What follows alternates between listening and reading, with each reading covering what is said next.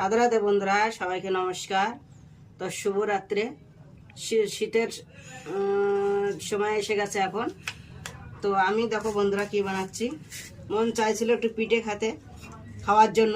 তো সেই পিঠে খাওয়ার জন্য আমি এখানে 200 গ্রাম সুজি নিয়েছি।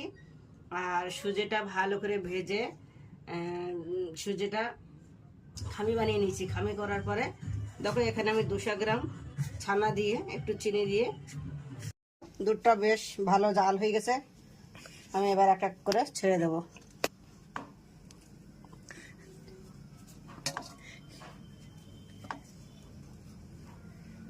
এখন শীতের সময় বিভিন্ন রকম পিঠে খেতে সবারই মন চায়, তো আমরাও একটু ঝটপট বানিয়ে নিলাম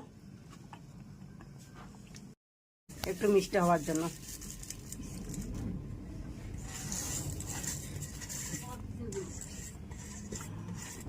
বন্ধুরা, সুজির দুধ পুলি আমার রেডি হয়ে গেছে।